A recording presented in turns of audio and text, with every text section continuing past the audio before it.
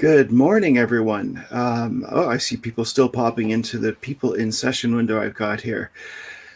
Welcome virtually to Carleton University, and welcome to the programs Art History and History and Theory of Architecture, which are combined as Art and Architectural History, administratively speaking. Actually, I see numbers popping up, which is great.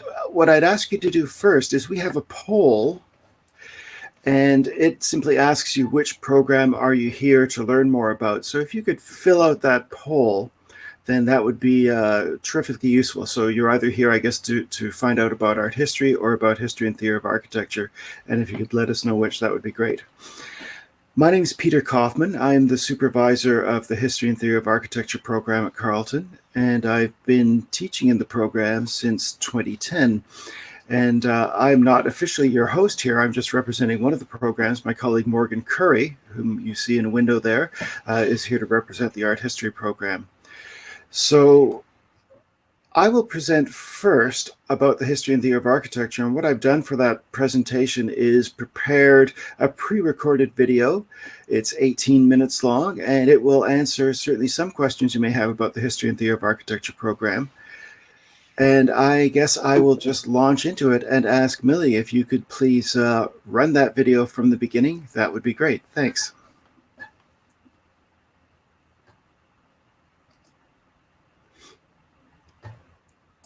Just 1 second. It's giving me a little bit of trouble.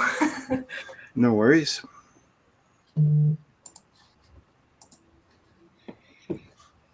Excellent. Thanks so much. Here we go. Thank you.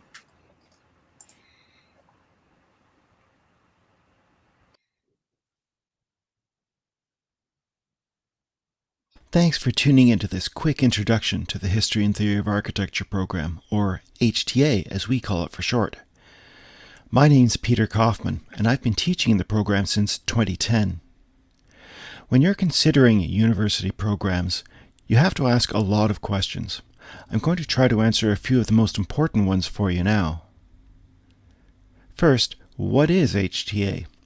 In short, it's a place to study the history of architecture. That is, we study history, and the historical documents we're most concerned with are buildings.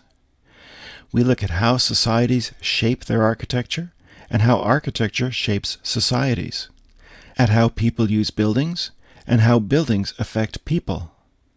This may seem a bit abstract, but in fact architecture, probably more than any other art, has a huge impact on all of us every single day. The architecture we look at spans centuries, millennia in fact, as well as cultures. The specializations of our faculty range from medieval to 20th century Canadian to Turkish architecture of the Ottoman Empire.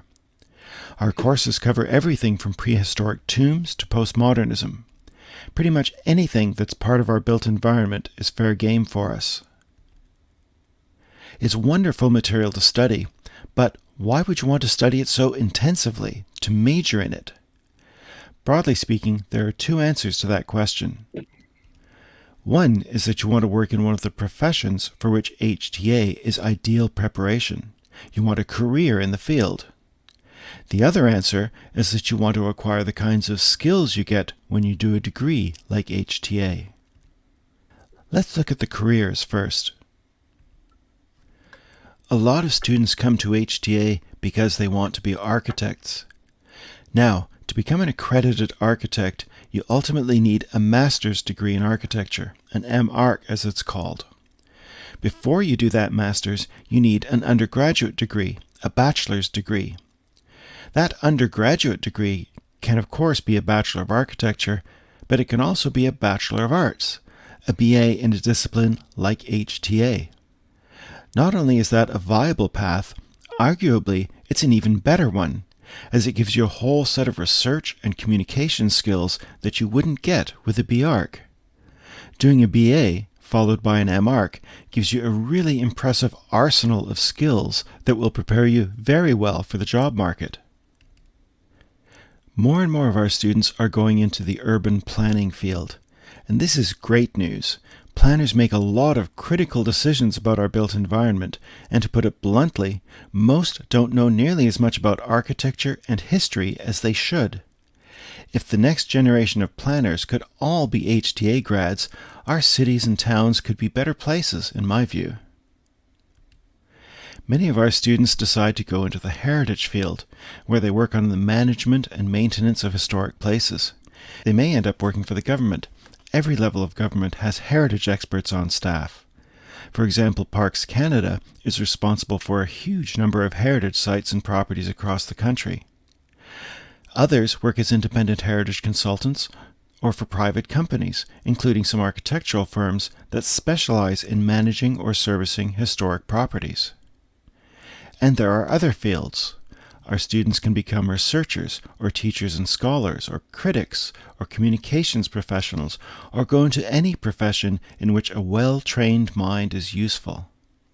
Which segues perfectly to my second group of reasons why you might want to do an HTA degree. And that is because you want to acquire the skills that a good BA degree will teach you. It's a pretty long and impressive list, which includes critical thinking, analytical thinking, creative problem solving, connecting disparate data, visual literacy, historical literacy, intellectual flexibility, written, oral, visual communication. I could go on, but I think you get the idea. These are skills that will serve you very well in any profession, skills that become a crucial part of what you bring to the table every time you go to work.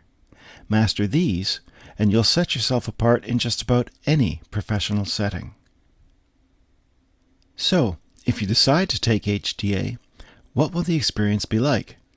What are our classes like? They range widely in size, from about 250 for our first-year surveys to about 15 or 20 for our fourth-year seminars. Some are lecture courses, others revolve around class discussion. Most take place in the classroom, but some involve going out and looking at buildings together. In one of them, a fourth-year seminar, students create virtual exhibitions for an online museum of architecture in the Ottawa area.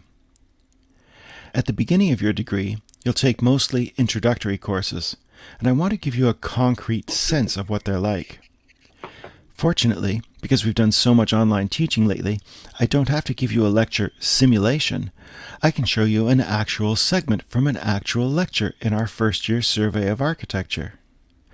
This clip discusses classical architecture, that is, the architecture of Greece and Rome from about 2,000 years ago, and the principles that underlie it. Don't worry if you don't understand all the architectural terminology. Remember, this was made for students who already had several weeks of study behind them. But this clip will give you a taste of some of the kinds of issues we discuss in first year. The topic is the classical ideal of good design and the rules that governed it. Here's the clip. Hello again, welcome back. In the last video, we looked at the forms of classical architecture. To finish up this week, we're going to look at the principles of classicism, that is, the ideas and values that turn that collection of forms into a coherent, rational, and intelligible visual language. We're going to look at how to design a Tetrastyle Doric temple, according to Vitruvius. You already know what Doric means. Tetrastyle means that the main facade has 4 columns, as you see here. Vitruvius tells us in great detail how such a facade should be designed. Here's how it works. We start with a square. This is our module. Vitruvius says, this module once fixed, all the parts of the work are adjusted by means of calculations based upon it. In other words, it doesn't matter how big or small the square is. What matters is that the rest of the design flow from this module. So we start with the base, and Vitruvius tells us that it should be 27 units wide. We then place a column at either end of the base. Vitruvius says they should be 2 modules wide and 14 modules high.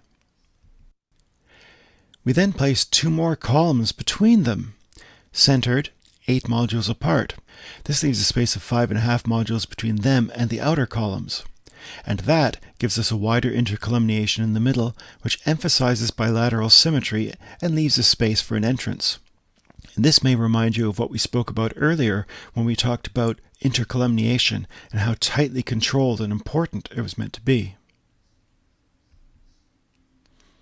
The capitals, he tells us, should take up 1 module worth of height at the top of each column, and they should be 2 1/6 modules wide.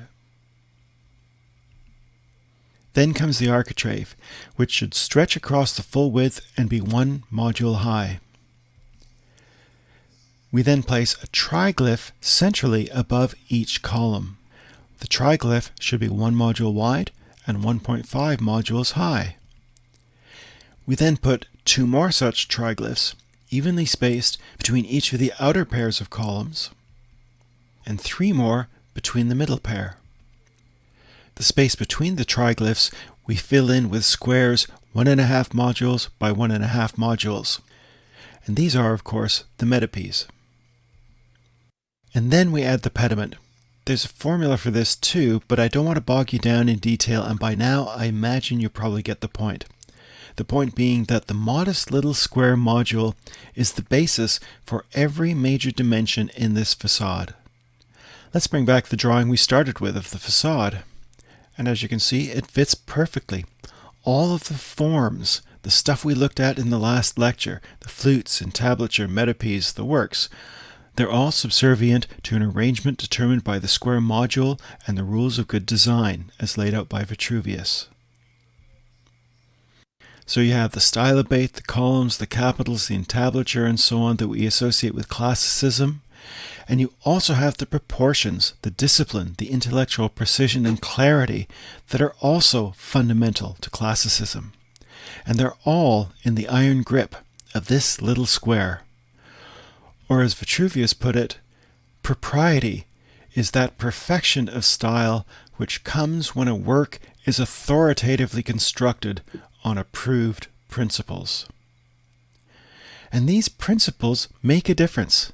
If you have the forms, but not the principles, the body, but not the soul, to make an analogy, you don't have a fully classical building. Here's an example. Let's keep our classical ideal in sight, and let's compare it to this building that's right here in Ottawa. No one would claim that this is classical. It's symmetrical, yes, but its proportions are broad and low. There's no sense of modular design. It's really just a modern 2-story block. And simply sticking classical forms on this non-classical building wouldn't change that. It wouldn't make it truly classical. And we know that because, in fact, this building has those forms. And as you can see, it doesn't really work. The detailing is quite precise. You've got capitals with bases and somewhat Doric-like columns with abaci. You've got architrave, frieze, cornice. It's all there. All the details are there. But the proportions are all wrong. The intercolumniation is ridiculous by Vitruvian standards. This shows us that putting classical icing on a non-classical cake doesn't give us the real thing. Next week, we'll look at some of the iconic buildings from this era. See you then. So that's what one of our first-year intro course lectures might look like. We also have guest speakers come in from time to time, and lately we've been using a virtual equivalent of that by turning conversations with outside experts into podcasts. I want to play you an example from our second-year course on medieval architecture. In this clip, architectural historian Dr. James Cameron joins us from England in a freewheeling discussion about how Gothic architecture continued to be imaginatively reinvented long after the end of the Middle Ages, right up to the present day, in fact.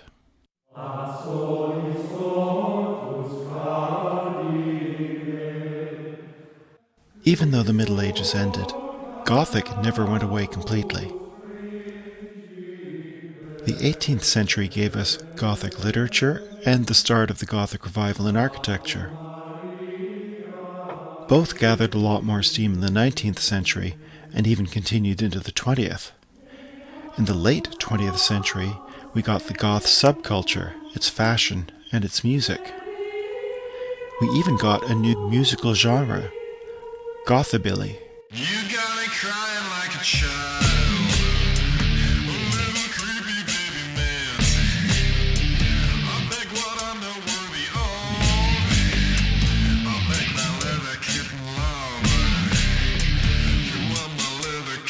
So, is the poor historian of architecture and art just left on the sidelines? Not a chance, thanks to Dr. James Cameron. Because to all of this he adds Space Fleet Ecclesiastica.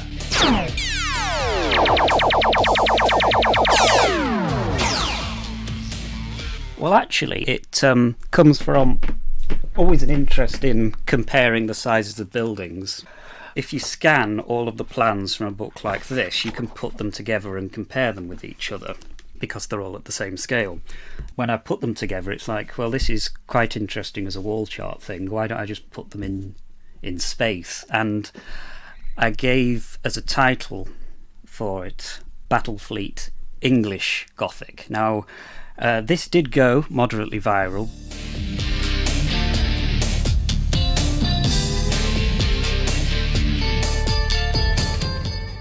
One particularly Gothic thing that young people encounter these days, millennials anyway, the Harry Potter series is interesting. They use locations in that film, like Gloucester's cloisters, Durham's cloisters, other parts of Durham Cathedral. Indeed, Durham is used on the model for Hogwarts. You can pretty much see all of Durham Cathedral in the miniature. The way those films actually did reinvent Gothic for worldwide audience, from America to Japan and that where it's popular, I think is a fascinating sort of way that it continues to sort of spread that visual sort of idiom about even more.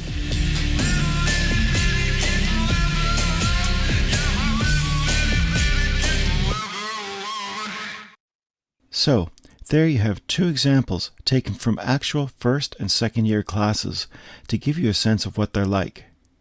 But I always say that a good education begins in the classroom, but it doesn't end there. So, what goes on besides classes? There are a lot of answers to this.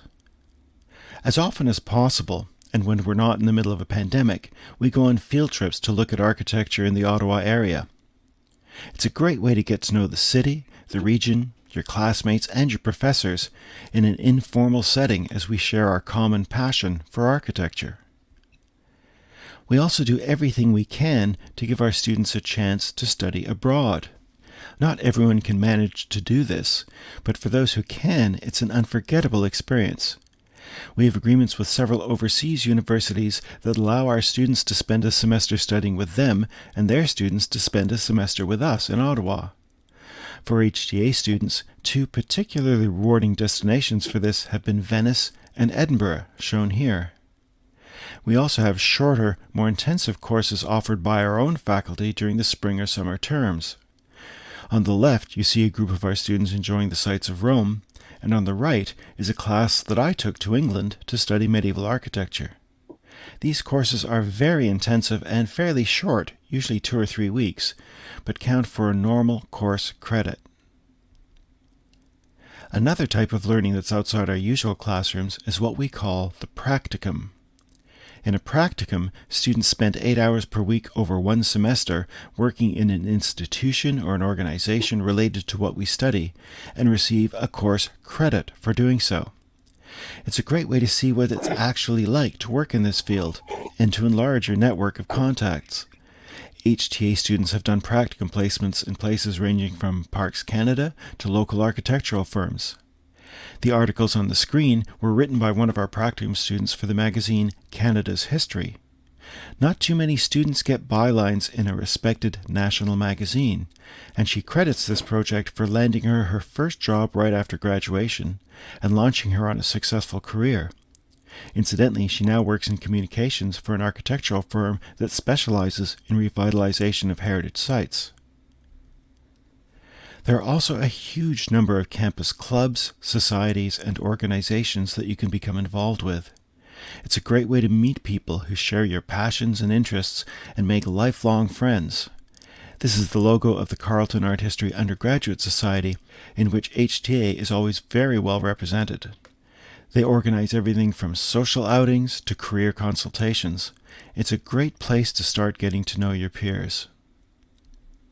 So there's a start. HTA is a degree, but it's also an experience, a combination of the things you learn, the people you meet, and the places you go, the sum total of everything you can squeeze out of your time at university. If you ever have any questions, never hesitate to contact me or one of my colleagues or our admin staff. We're here to help, to teach you, and to open doors for you. Okay, thank you for watching that with me. We'll take questions at the end. Right now, I'll pass it over to my colleague Morgan Curry and invite him to give his presentation on the art history program. Hi, everyone. Hopefully you can all hear me. And I unfortunately don't have a fantastic video like that one. This is my first viewing of Professor Kaufman's video, and I must say I'm rather impressed. What I do have, if you bear with me for a moment while I share my screen here, I'm just finding the correct thing. I have a PowerPoint presentation that will go over some of the structure of our programs and sort of what you can expect should you decide to join up with Carleton Art History. Now, some of this will also apply to the HTA program that you were just introduced to. So without further ado, let's welcome everyone here to Art History and take a little bit of a look at what we're all about. Now, as you can see, this is pulled right from our website. We have a combination name. Our official name now is Art and Architectural History, and that is because we combine two programs under one umbrella: the Art History program that I'm speaking about and the HTA program that you just heard about. You will often be taking classes together. You'll sometimes share some of the same teaching faculty. I know both Professor Kaufman and I teach on both sides of the divide, and it just further enriches what we can offer you as an experience. So what is art history? One of the complicated things about it is that it's a discipline whose name is two disciplines, right? You can go somewhere and study art. You can go somewhere and study history. So what does it mean to put them together? Well, I like to think of it as the sort of comprehensive overview of, well, the world's art production. And as you can see from this image here, that's just focusing on one medium, sculpture. There's an entire range of types and styles and from all over the world and really from all time. Speaking more technically, the art history experience allows you to explore a number of different disciplines. We use elements of history and art, obviously. We look closely at architecture. Some of our critical models come from literary theory, anthropology and the social sciences. We have concerns about heritage and preservation when it comes to the arts as well as architecture, tools from philosophy and criticism and so forth. It's one of the wonderful things about art history is that it is visually oriented and it allows you to explore virtually anything that you could explore in texts through pictures. The same skill sets that Professor Kaufman just illustrated in his video turn up in art history as well. And here you see a wonderful bit of art and architecture working together from 17th century or on. But again, I just listed here for you a variety of the things that you'll have to do over the course of your degree, which will serve you in good stead in any context. But let's take a look at a small example then of how art historical thinking can tie different things together. And for this, I want to think about perhaps one of the most famous paintings in the history of art, Leonardo's Mona Lisa, and what makes its expression so intriguing. One of the things that actually accounts for the fame of this painting is the sometimes mysterious or enigmatic Mona Lisa smile, to use the title of an old movie. Why is her facial expression so compelling? Well, there's some interesting explanations that will help you understand this a little bit more clearly. And this is rooted in part in Leonardo da Vinci's own remarkable mind, which was obsessed with understanding and exploring the world around him.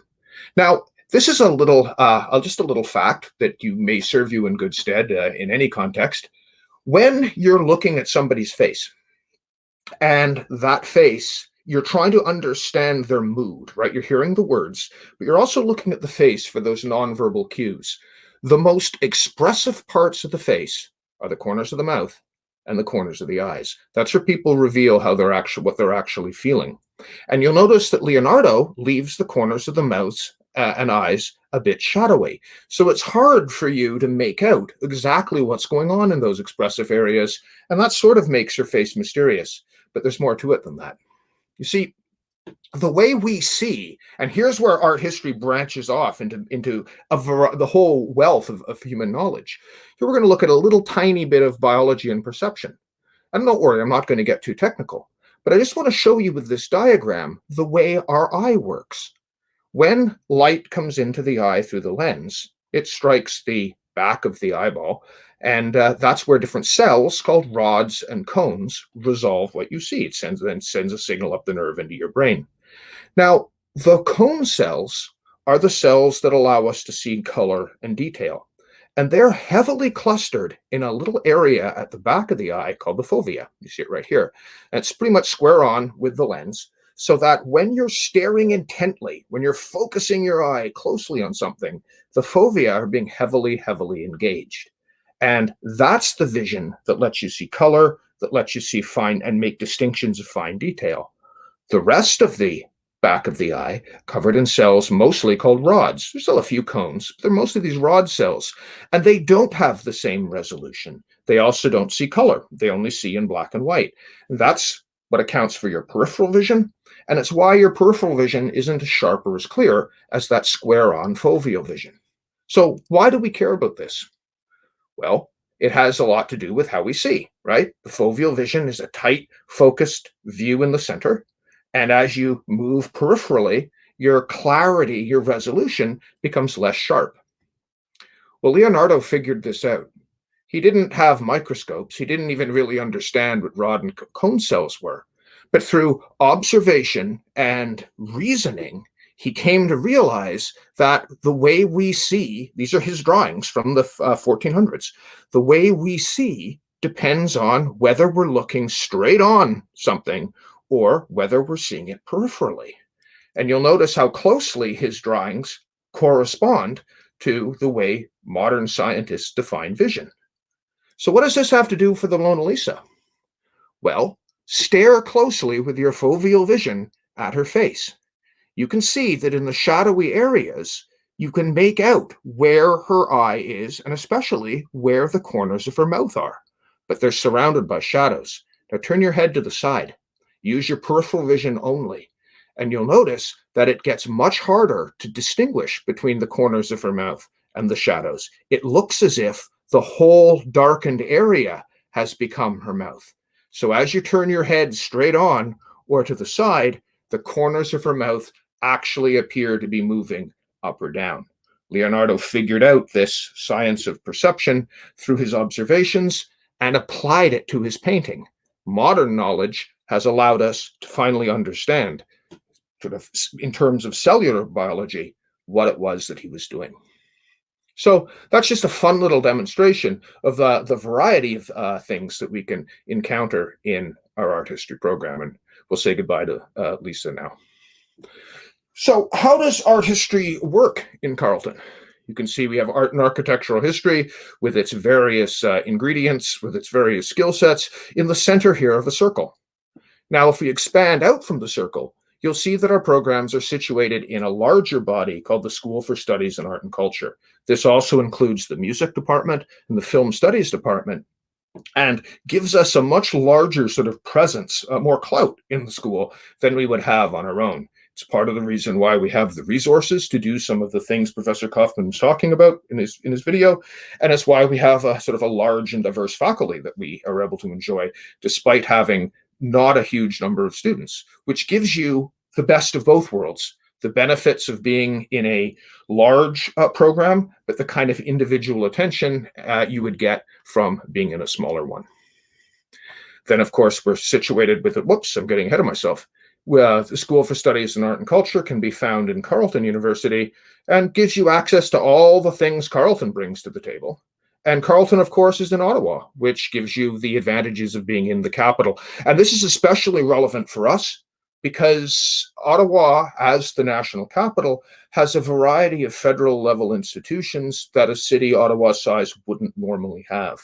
I've taught in the city of Buffalo, New York, which is roughly the same size as Ottawa. I've taught just outside of Rochester, New York, which again is has about 1 million people.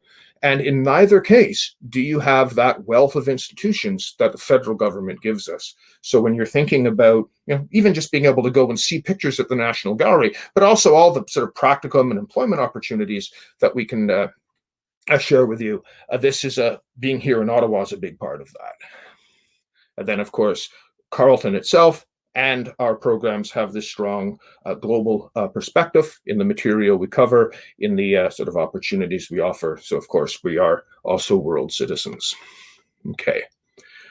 Now, I don't want to take up too much of your time with this. I think what I'll do now is just sort of break down quickly what the art history program at Carleton looks like as you pass through it, just sort of the stages along the way. And again, this sort of applies to the history and theory of architecture in a loose way as well, because in our first year, we start out with large survey courses that are intended to give you a broad, comprehensive overview of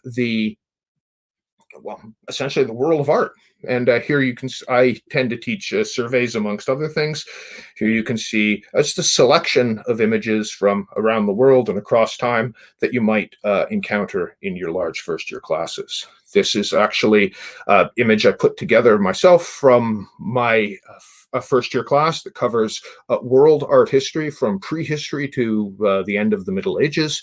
And it just shows you the famous Silk Road, a trade route that ran from the ancient China to the Roman Empire, and a sampling of some of the works of art that we've looked at along the way.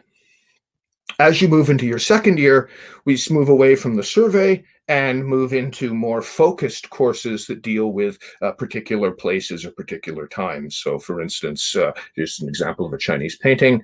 You can see the time and place focus here, again, working on our ring system. And we also experiential learning really begins here as well. The idea to get your hands-on opportunities to work with art and visual culture.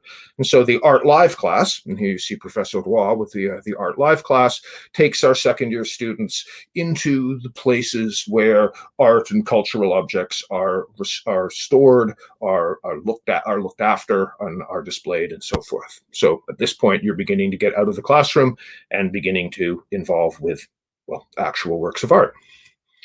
Third year, we move into our closer look.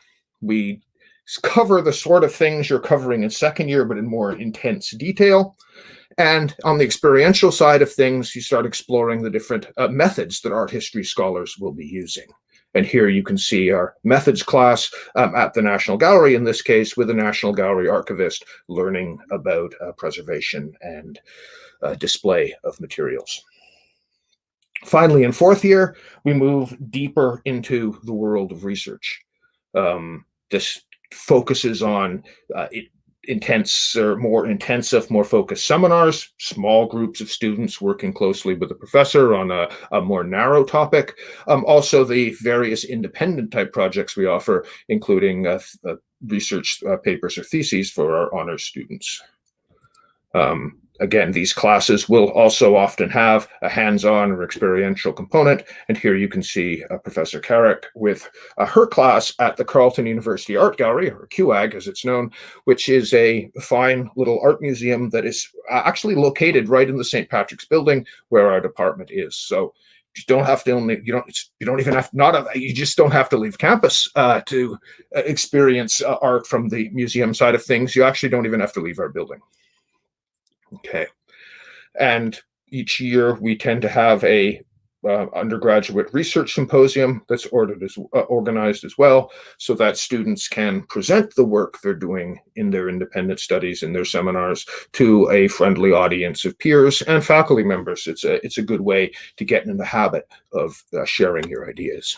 So that's a brief look at our program, where it's situated on campus, how you pass through the different stages of it.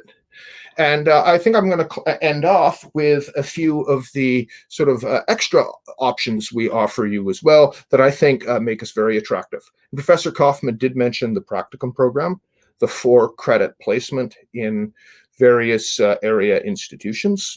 Currently, I'm the Practicum coordinator for art history. So even it's funny, as we speak, I'm in the process of contacting some of these partners to plan for placements in January. It's never too early to start thinking about these things.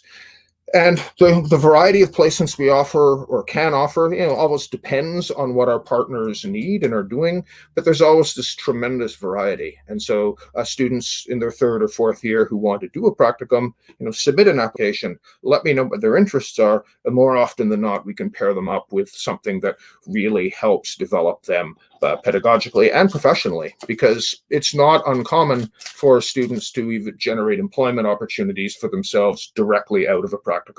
And even if you don't, it's a great way to get to know people who are important on the sort of cultural landscape. You can write you letters of reference, you get to meet individuals and network and so forth. There's really nothing bad I can say about this program at all. And obviously I'm biased as the coordinator, but I think it's quite simply one of the best things we offer. The practicum ties into our capital advantage. Part of the reason why we can place our students in such interesting and sort of high impact locations is because we have those locations right here in Ottawa, whether it's the National Gallery or Library and Archives Canada, or we have our Museum of Science and Technology. Just the list sort of will go on and on, various government offices and so forth. I even placed a student at the Senate of Canada, helping them organize their collection of Indigenous art that had sort of been sitting in secure warehouses, but not really organized in any kind of useful way. The Ottawa Art Gallery is an interesting initiative that always takes on some of our practicum students, and was actually founded by Carleton and is mainly staffed by Carleton art history graduates. So they're particularly friendly and understanding of what it is that we're doing at Carleton. Trips and activities, like Professor Kaufman mentioned, have been a little bit on hold because of the pandemic, but just as soon as we can start offering these again, you can be sure that we will. And the study abroad options. I do want to say a little bit more about that, because again, and for those of you who are considering the program now, you have several years ahead of you. So you can be fairly confident that the pandemic restrictions should be lifted well before you're in a position to be considering this sort of thing.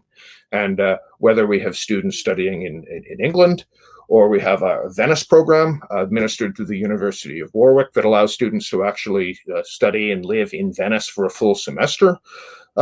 These are opportunities that will be starting up again, hopefully sooner rather than later. I myself had a Rome course planned right before the pandemic struck, and I had to actually cancel it at the last possible minute. But again, this is something that'll be up and running just as soon as we're cleared to do so again. And that would have been 2 to 3 weeks studying for credit in Rome.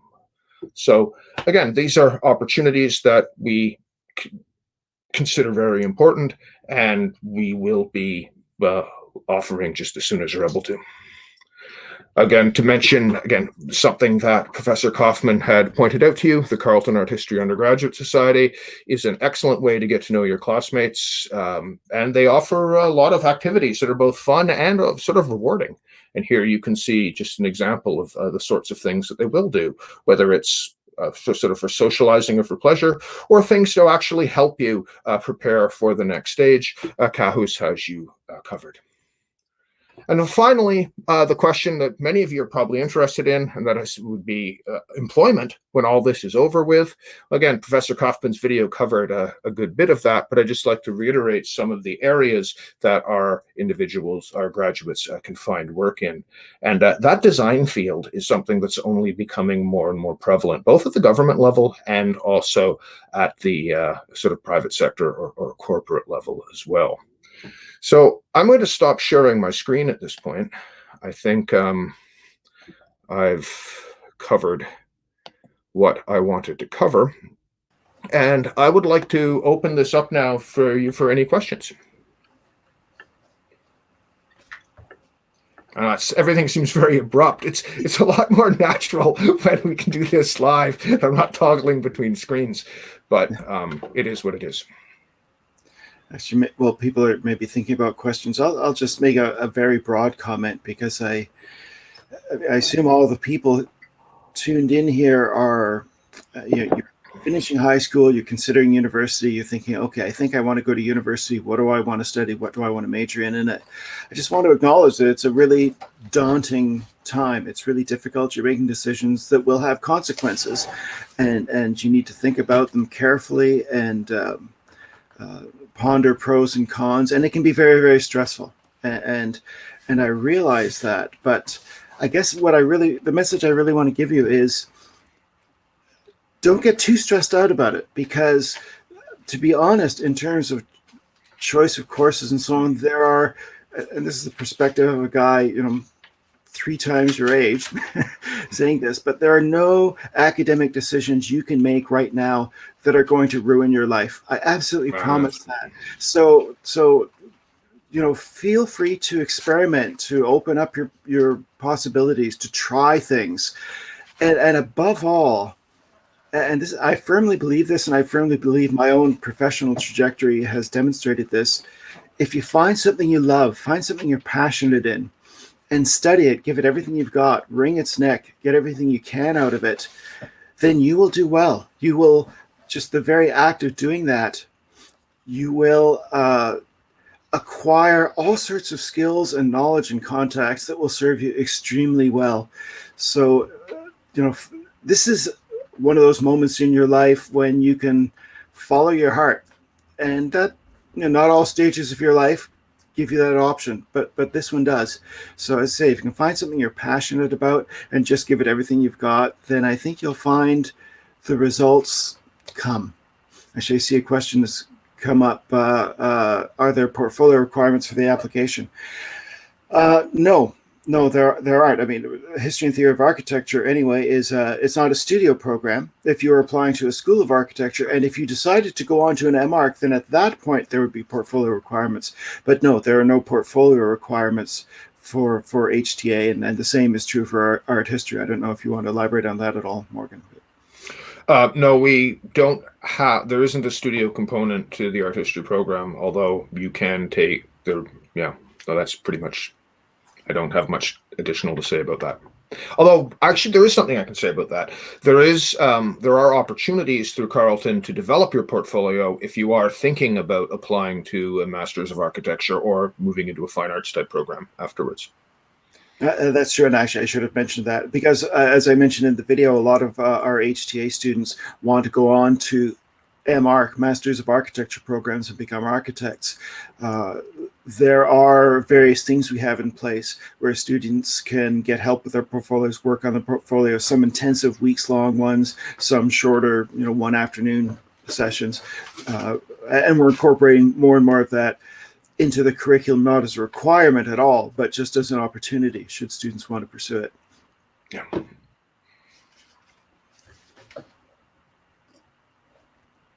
How are we doing? Okay, we've got just a couple of minutes left. Oh, the difference between practicum program and a co-op. Well, it depends on how you define a co-op, but I think a co-op is normally a full semester or a full year working full time. Whereas a practicum is really just a course. You're expected to spend 8 hours a week. I think it's 8 hours, Morgan? 8 hours a week for the undergraduates, yes. Okay. Co-ops are often paid as well, whereas the practicum, you're paid in terms of a credit, but it's not for cash. And also co-op programs are often required parts of a program, whereas the practicum here is just one of many options. Mm-hmm. And I have to say, I've never talked to a practicum student from either of our programs who hasn't found it to be a really, really positive experience. It's something from which students benefit, I think, enormously. And on more than one occasion, it has rolled over into a paying job, either a summer job or something, in a couple of cases anyway, something more enduring. Even when it doesn't do that, though, the experience you get, the contact you get, and just to get a sense of what it's actually like to go out and work in this field as opposed to sit in a classroom and study it, has always been a really, really positive thing for students. So it's not required by any means, but we certainly encourage students to do it. It's true. I've been coordinating the art history practicum now. This is my 4th year doing it. I've probably placed 40 students or more, and I literally have not had one who wasn't glad they did it. And just looking at the time, it's 9:45. So I'm not sure if it's Millie or someone else who pulls the plug. I think we're about to have our plug pulled. Yeah, thank you both so much for sharing all of that information. It's fantastic. That's all the time we do have for this particular academic session, but I definitely want to encourage all the participants and everyone here to check out the rest of the sessions, check out our services booths, and feel free to ask us as many questions as you can think of. Thank you all so much for coming. And Professor Curry, Professor Kaufman, thank you both so much for chatting with us today.